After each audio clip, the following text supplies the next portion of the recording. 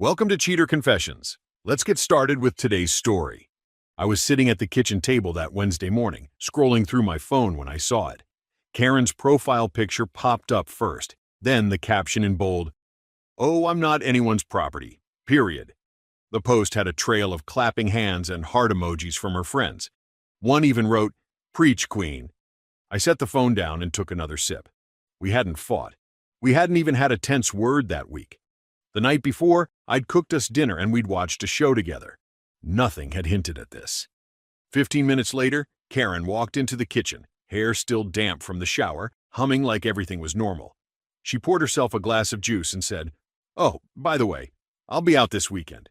The company is sending me to a strategy workshop in San Diego." I looked up from my cup. "A workshop?" "Yeah, just a short trip. Flying out Friday morning." She kept it casual. Too casual. "Who else is going?" I asked. Her tone shifted sharply. "Why does that matter?" "It's work, Ben. I don't need to file a travel log with you." I leaned back, staying calm. "We usually talk about trips, that's all. So who's presenting?"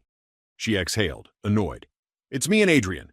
We're covering the new campaign rollout. Strictly professional." Adrian Voss, her director. The same man who called her at 11 at night about urgent revisions and commented on her profile photo when she dyed her hair. I kept my voice flat. "Just the two of you?" "Yes, Ben.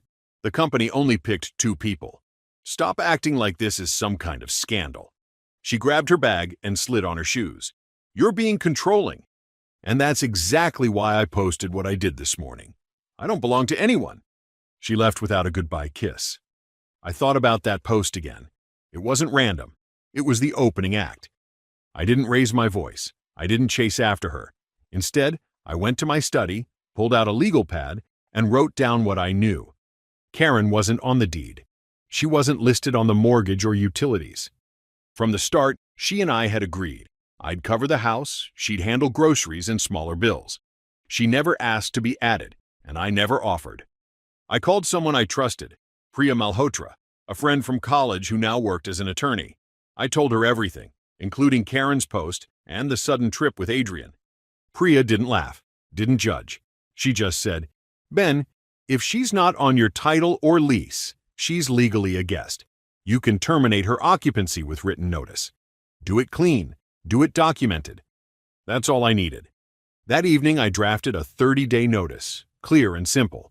Printed 3 copies, one for Karen, one for the records, one for the binder I'd carry everywhere until this was over. I emailed a copy to myself so there'd be a timestamp. Next, I called a moving service. The manager, a guy named Warren, told me they had an opening Saturday afternoon. Perfect.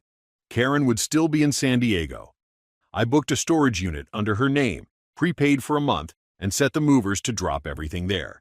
Then I went through the house and checked what belonged to her: clothes, books, and kitchenware she'd brought. I started a photo log. Every box would be labeled, sealed, and photographed. No accusations later, no "you lost my things." Finally, I changed the smart lock settings. Karen's access code was scheduled to expire Sunday at 6 p.m., exactly when her plane would land. She wouldn't know until she tried the door. When I finished, I sat back and looked at the binder, the notice, and the storage receipt.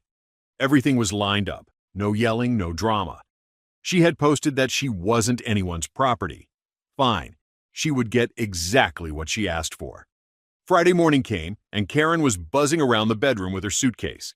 I stood in the doorway, watching her fold a silk cocktail dress into the corner, then slide in a swimsuit rolled tight.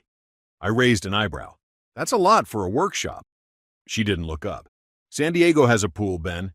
I can't sit in a blazer the whole time." "Need a ride to the airport?" I asked, already knowing the answer.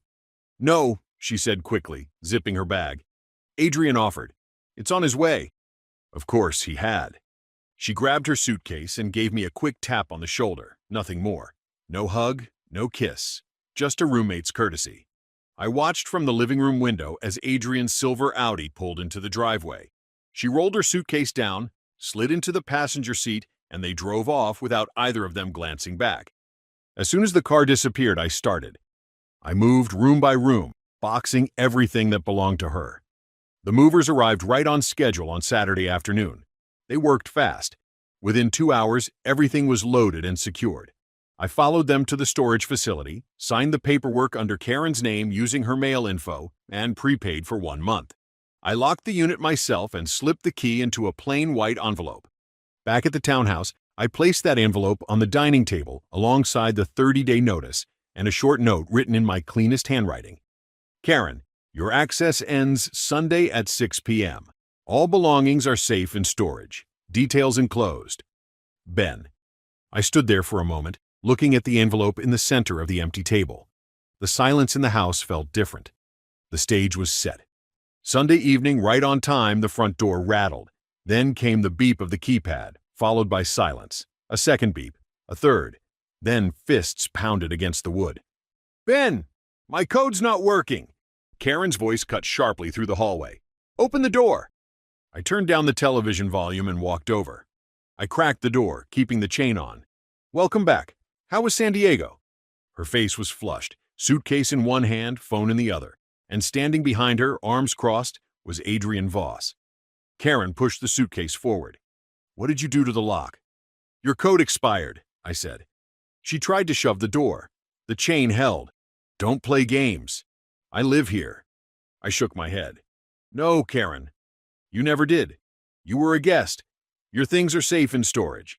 Details are in the envelope. Her eyes flickered to Adrian, then back to me. This is insane. You can't just throw me out. At that moment, Lionel Graves, the property manager for the townhouse complex, walked down the shared hallway, drawn by the noise. His brow furrowed. Is there a problem here?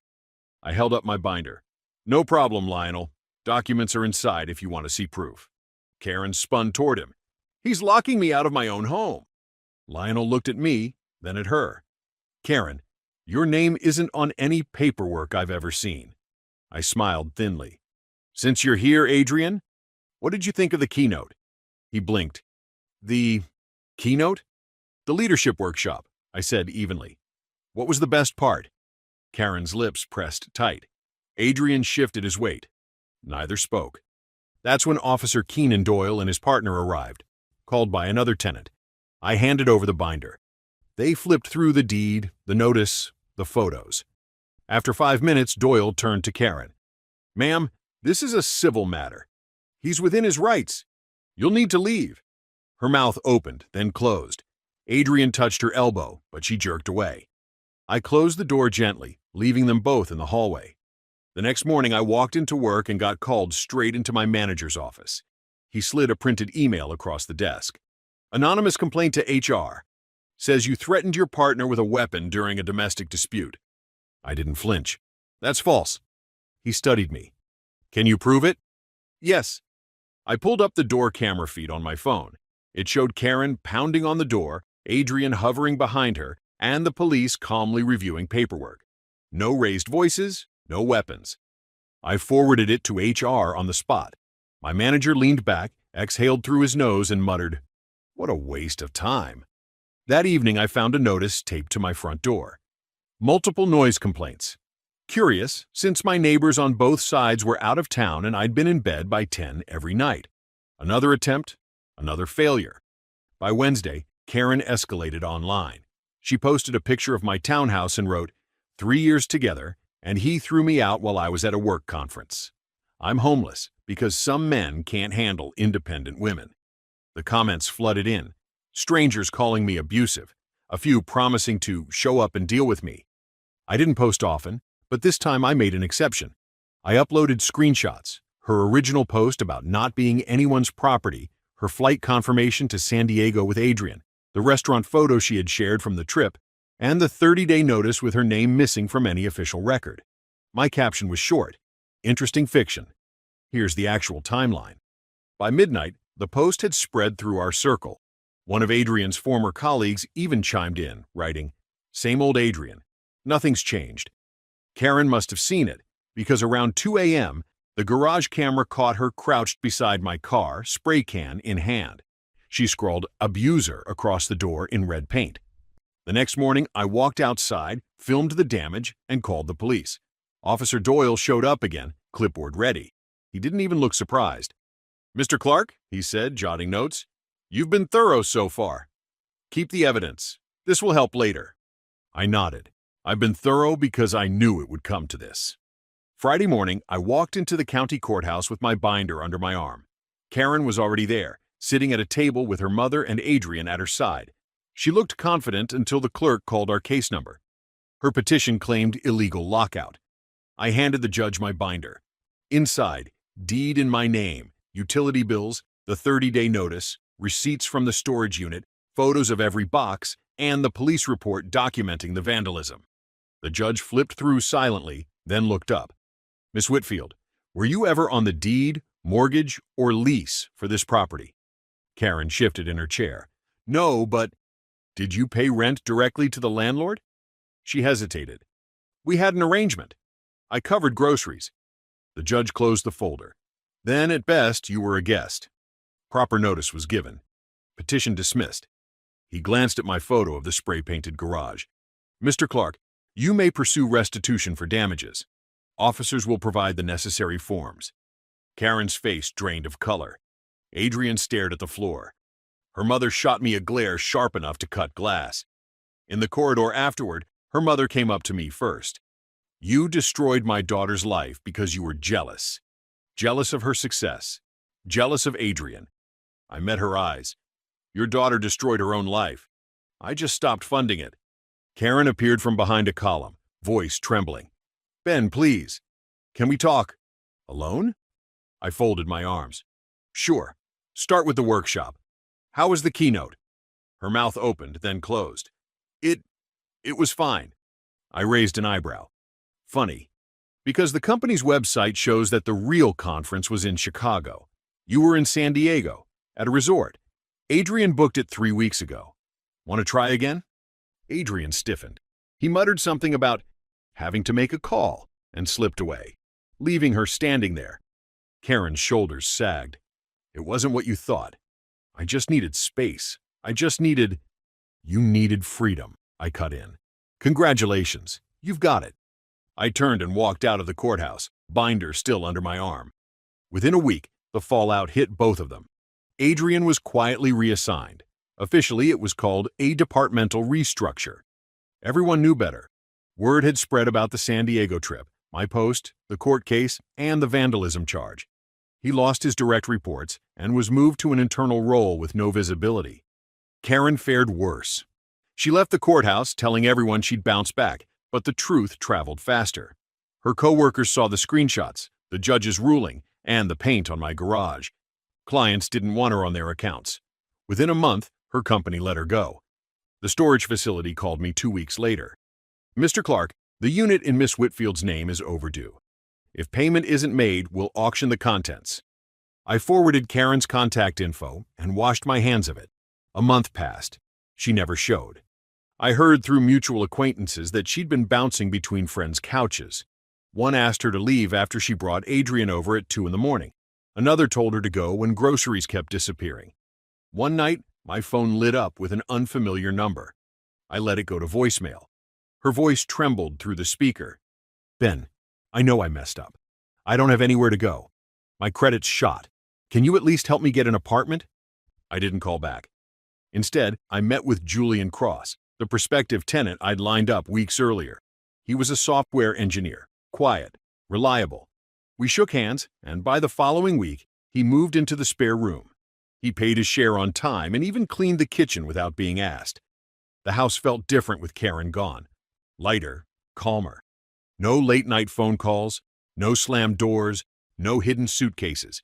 She had wanted freedom, and now she was drowning in it.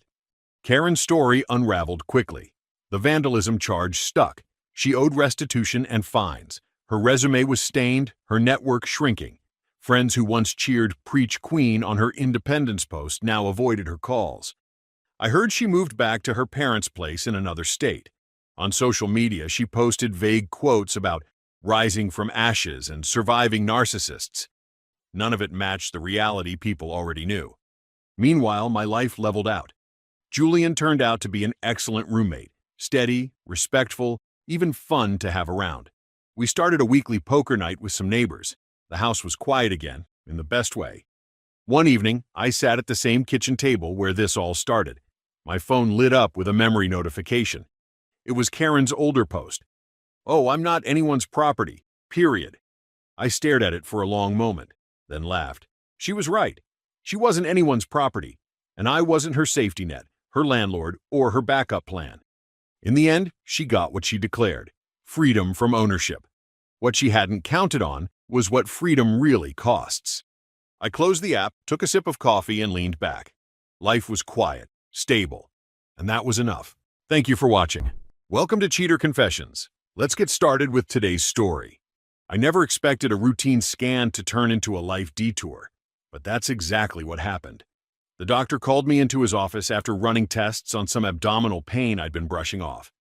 He sat me down, cleared his throat, and said, "Derek, we found a tumor pressing against your kidney. It's benign, but it has to come out." The word benign steadied me, but everything after that felt heavy. Surgery was booked in 3 weeks, minimum of 4 weeks recovery. First week, I'd need someone around in case anything went wrong. I walked out of the hospital and called Sandra. She picked up on the third ring, the sound of a hairdryer in the background. "Hey, babe," I started. "You remember that pain I've been having?" "Yes," she said. "I'm getting ready." "What's up?" "They found a growth on my kidney. I need surgery in April." The hairdryer snapped off. "Surgery? What kind of surgery?" "April 15th. They have to remove the tumor. Doctor says it's straightforward, but recovery's serious." Silence stretched. Then, "April 15th? That's when I'm in Vegas." I felt the bottom drop out. "I know. I'm sorry. But maybe you can push the trip a little?" She gave a short laugh, sharp as glass. "Derek, I've been planning this for 6 months. Flights, hotel, shows. Everyone's counting on me. This isn't a dentist appointment. They can't just shuffle me to another week. I need someone here after surgery." "You'll be fine. They'll keep you overnight, right? Get a nurse. Don't guilt me into canceling Vegas." I didn't argue. I just listened, letting her voice run until she said she'd think about it, and hung up. Sitting there in the parking lot, I realized something I hadn't wanted to see. I'd been holding on to a version of us that didn't exist anymore. While I was planning a vow renewal trip for our anniversary, Sandra was planning an escape. The tickets were already in my desk drawer, but now they felt like a punchline. That night I cooked dinner, something simple. Sandra came home late from work, scrolled her phone while I set plates down, and only looked up when I started talking. "The surgeon was clear," I said. "First week after surgery, I'll need someone here. Not just to drive me home, but to watch for fever, bleeding, complications." She cut into the chicken, unimpressed. "It's routine, Derek. People get surgeries all the time. You're acting like it's life or death." "It's my kidney, Sandra. They're cutting into me. It's not just another Tuesday.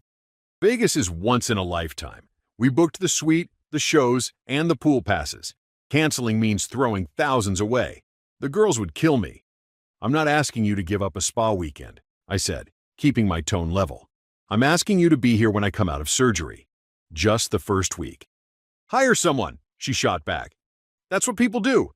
I'll check in from Vegas. FaceTime if you want." The way she said it, like FaceTime could swap out for being present, told me exactly where I ranked. After dinner, she disappeared into the bedroom. I sat at the kitchen table, pulled out my phone, and texted her. "I'm nervous. I've never had surgery before.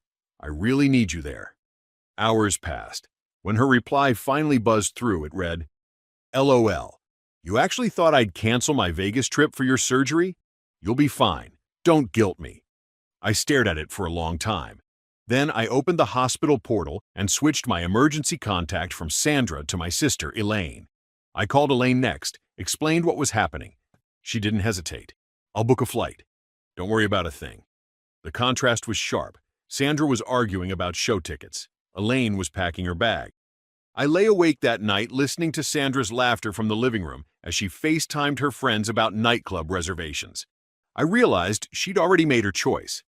The morning of April 15th, I woke to the sound of Sandra's suitcase wheels on the hardwood floor. She was already dressed for her flight. She leaned down, gave me a quick peck on the cheek, and said, "Don't die, okay? Text me when you wake up." Then she grabbed her bag and was gone. An hour later, Elaine pulled into the driveway. She had flown in late the night before and showed up with coffee and a steady presence that immediately calmed me. "You ready?" she asked, lifting my overnight bag into the car. At St. Martin Medical, Nurse Marisol Vega checked me in. She explained the privacy code system. Without the code, no one could get updates. I asked her to lock everything down. She gave a knowing smile and made the change. By mid-morning, I was on a gurney, Dr. Park walking me through the steps. "We'll remove the mass laparoscopically," he said. "Recovery should be smooth. You're in good hands." When I woke, groggy but alive, Elaine was waiting with a smile. "You did great," she said, squeezing my hand. The phone on the side table buzzed nonstop. Sandra. First, a string of casual texts. "Boarding now. Vegas, here I come." Then, hours later, "How's it going? Did you wake up yet? Why aren't you answering? This is childish." Elaine muted the phone. "Focus on healing," she said. I closed my eyes, grateful she was there. Sandra was busy with cocktails and slot machines, but my sister had flown across the country to sit in a plastic chair and hand me sips of water. By the evening, Nurse Marisol returned. "Your wife called the hospital twice already," she said with a smirk. "But without the code, we can't tell her anything. Just letting you know." I nodded. "That's fine." She made her choice. By the next morning, Sandra had shifted gears. When the hospital wouldn't give her information, she started filling in the blanks herself. It began with a text. "They said you were asleep." "Asleep? How long? This sounds bad." Elaine read it over my shoulder and shook her head. "She's reaching." A few hours later, Sandra posted on Facebook, "Please pray for Derek. His surgery was more complicated than we thought." The comments rolled in, friends offering sympathy, old coworkers writing that they were sending positive vibes. Elaine pulled the post up on her phone and raised her eyebrows. "Complicated? You're sitting here eating Jell-O." "She wants attention," I said. "Let her have it." That night, the flood intensified. Photos of Sandra with her friends at poolside bars shifted to tearful selfies in a hotel bathroom. Captions read, "Trying to stay strong while my husband fights for his life." The comments multiplied. "So sorry, girl. Stay strong." One person asked, "Wait, didn't you say it was minor?" Sandra replied, "That's what we thought." But things changed fast. Elaine laughed, then turned serious. "Are you going to shut this down?" I shook my head. She's the one writing fiction. I'm just recovering. Elaine showed me the missed calls on her phone. 5, then 10, then more. Each voicemail carried the same frantic pitch. "Tell me where he is. Why won't anyone talk to me?" Nurse Marisol came in on evening rounds and gave me a sly smile. "Your wife's persistent." Called our desk again. Still no code, still no info. "She's building her own story," I said. "And we're not confirming a word," Marisol replied. "Hospital rules." That night, Elaine posted a photo of herself in the waiting room chair, reading a paperback. No tags, no context, just a caption, "Holding down the fort." Within minutes, Sandra was texting me again. "Is that the hospital? Why is Elaine posting instead of me?" I powered my phone off. I wasn't going to feed her performance. By the second day, Sandra's posts had turned into full-blown theater. She uploaded a crying video in the hotel lobby. "I can't enjoy Vegas while Derek is in critical condition. I'm flying back early. Love means sacrifice." Sandra kept calling. Marisol showed me a tally sheet the night staff had started keeping. Every call from Sandra marked with a line. 17 times last night," Marisol said with a grin. "It's practically a record." Elaine snorted.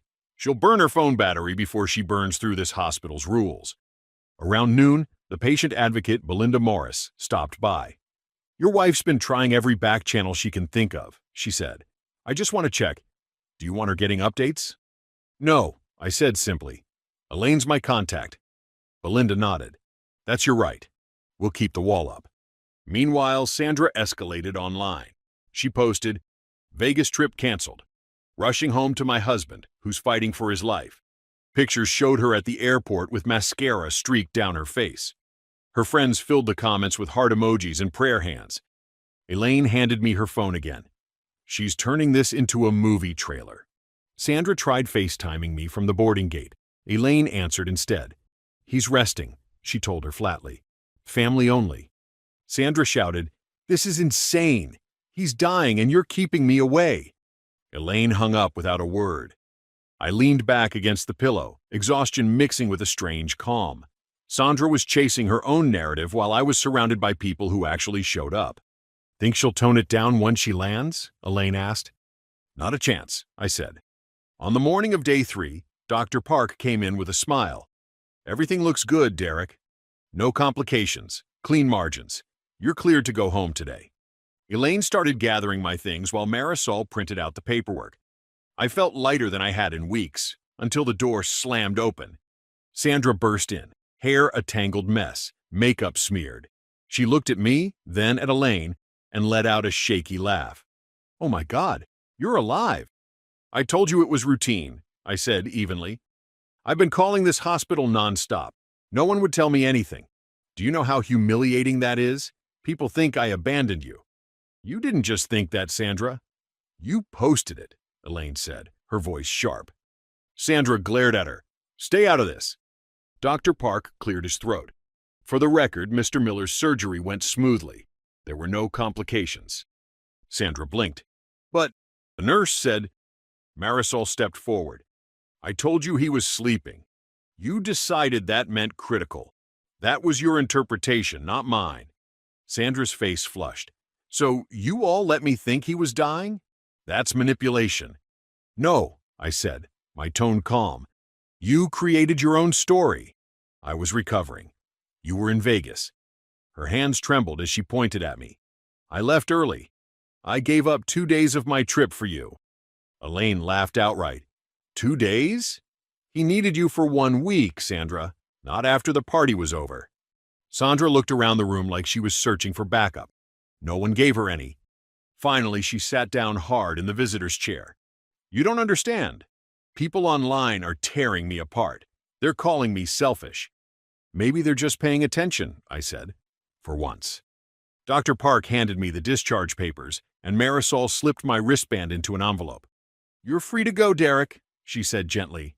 Sandra looked at me with wide eyes.